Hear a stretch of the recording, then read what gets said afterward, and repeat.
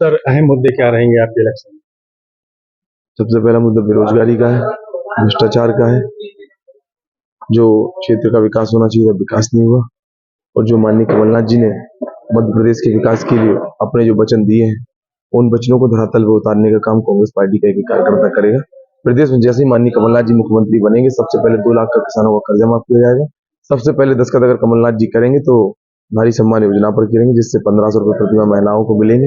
ऐसी तमाम सारी योजनाएं चाहे किसानों के हित में हो, चाहे बिजली का बिल माफ करने की हो, 5 हॉर्स पावर मोटर की, चाहे 10 हॉर्स पावर की मोटर पर बिल हाफ हो, 100 यूनिट घर की बिजली का बिल माफ हो और 200 यूनिट घर की बिजली का बिल हाफ का मुद्दा हो, चाहे युवाओं को बेरोजगार शिक्षित बेरोजगार युवाओं को 3000 रुपए महीने देने की बात है, चाहे हमारे माताओं बहनों को सिलेंडर 500 रुपए में देने की बात।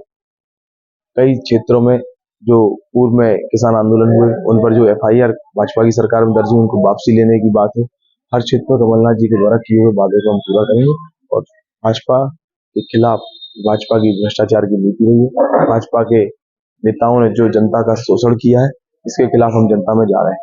बेरोजगारी देखिए आप चरम सीमा पे।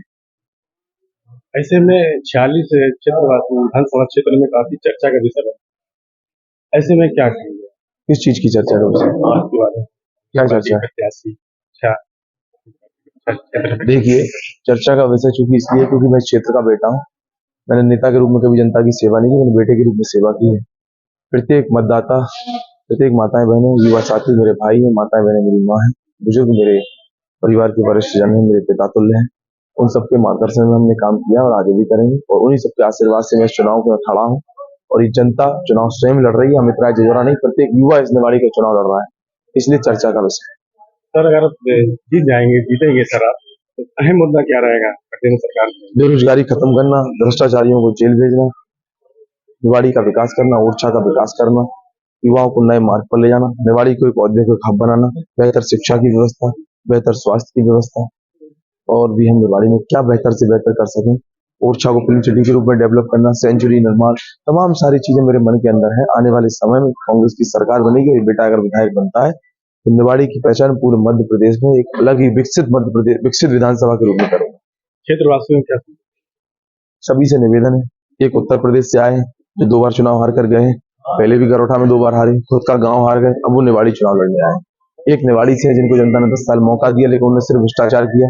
उनके भांजे के ऊपर फर्जी जमीन घोटाले का मामला, उनके पत्नी के ऊपर लोकायुक्त में केस चल रहा है, उनके ऊपर तमाम घोटाले, राशन के, मनरेगा, शिक्षा, स्वास्थ्य, मुख्यमंत्री कन्या विवाह की राशि घोटाला, ऐसे लोग चुनाव लड़ रहे हैं। उनकी उम्र लगभग 60 वर्ष की है।